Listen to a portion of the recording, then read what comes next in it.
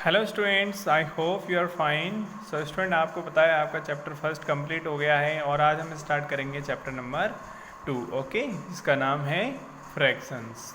Okay, हालांकि आप 6 class में ये पढ़ के आए हो, बेसिक्स का जो है इंट्रोडक्शन था उसमें। ओके, तो बच्चों, before starting your exercise of chapter 2 हम क्या करेंगे, पहले कुछ डेफिनेशंस को देखेंगे। ओके, तो इसमें शुरुआत में कुछ डेफिनेशन दे रखी हैं, जैसे what is a fraction.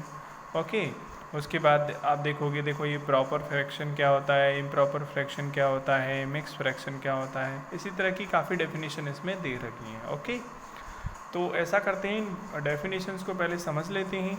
Okay, तो इसके लिए मैंने क्या किया है, नोटबुक में अलग से लिख लिया है उनको। ओके, तो मैं आपको दिखा देता हूँ। देखो स्टूडेंट्स, ये हैं डेफिनेशंस, आप देख रहे हो फ्रैक्शन की, है ना। न्यूमरेटर डिनोमिनेटर क्या होता है, प्रॉपर, इम्प्रॉपर, इस तरह से काफ़ी सारी डेफिनेशंस यहाँ पे मैंने लिख रखी हैं। ओके, तो एक एक करके देखेंगे इनको।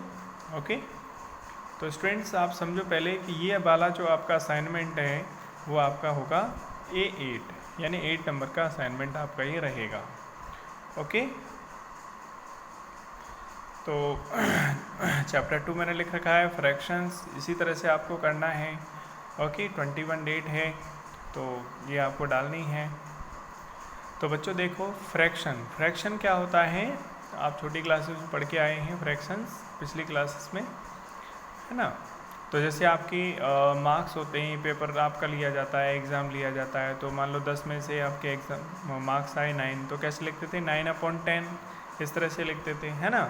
तो फ्रैक्शन को हम कैसे लिखते हैं, अपॉन में ही तो लिखते हैं, है ना, जैसे 2/3, 6/11 इस तरह से लिखते हैं। तो यहाँ यही चीज़ लिखी गई है कि फ्रैक्शंस आर रिटन, यानी फ्रैक्शंस को लिखा जाता है in the form of A/B, A/B की फॉर्म में। A/B मतलब A मतलब क्या, A की कोई वैल्यू हो सकती है, जैसे यहाँ पे आप देख रहे हो एक A जो यानी ऊपर वाला, ऊपर क्या है A, तो A की जगह पे कुछ भी आ सकता है, जैसे 2 आ रहा है, यहाँ 6 आ रहा है, ठीक है, इस तरह से। और B यानी नीचे वाला, यानी यहाँ B की जगह पे कुछ भी आ सकता है, 3 आ सकता है, 11 आ सकता है, इस तरह से। यानी A और B की जगह कोई मैथ की वैल्यू हो सकती है, लेकिन वो अपॉन में होनी चाहिए, इस तरह से, ठीक है। यानी उसको हम A/B की फॉर्म में होनी चाहिए, वो अपॉन में होनी चाहिए। और बच्चों, कॉमा के बाद लिख रहा है यहाँ पे वेयर B, इसको ध्यान से देखो क्या लिख रहा है बच्चों, कि B देखो इक्वल का साइन तो ऐसे होता है, अगर हमने इक्वल को ऐसे क्रॉस कर दिया इसका मतलब है नॉट इक्वल। अभी क्या है, इक्वल, अभी काट दिया तो मतलब नॉट इक्वल।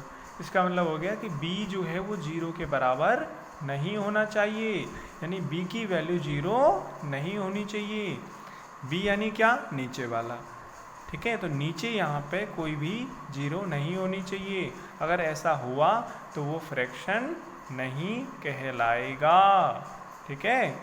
जैसे मैंने देखो यहाँ पे एक एग्जांपल के तौर पे ले रखा है 7/0, ठीक है। तो यहाँ आप देख रहे हो A की वैल्यू भी तो 7 है, यानी A की जगह पे तो 7 आ रहा है, ओके, लेकिन B की जगह पे 0 आ गया है।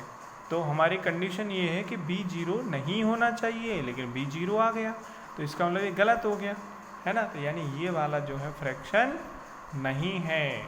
ओके, तो समझ में आ गया, यानी जिनको हम A/B की फॉर्म में लिखते हैं वो फ्रैक्शन कहलाते हैं। ओके, तो चलो आगे देखते हैं।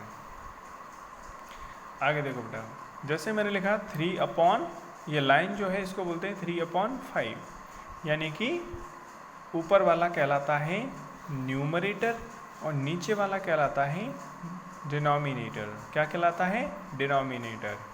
ओके, 3/5। जब बच्चों आप ये होमवर्क अपनी कॉपी में करो तो कॉपी में आपकी लाइन बनी रहती है, तो बहुत से बच्चे क्या करते हैं, इस फ्रैक्शन को लिखने के लिए इस जो लाइन होती है ना, लाइन के ऊपर लाइन नहीं लिखते हैं। इससे क्या होता है, वो बहुत बेकार लगता है। तो आपको जब ये लाइन, जब आप कोई भी फ्रैक्शन लिखो तो लाइन के ऊपर लाइन आपको खींचनी है। देखो मैंने जितने भी फ्रैक्शंस लिखेंगे, चाहे इसको देख लो चाहे इसको देख लो, सब में मैंने लाइन के ऊपर लाइन खींची एकदम सीधी, तो इससे क्या होता है, वो सुंदर लगता है, ठीक है ना। तो ये आपको ध्यान रखना है। तो बच्चों आपको समझ में आ गया, ऊपर वाला न्यूमरेटर होता है, नीचे वाला डिनोमिनेटर होता है ना।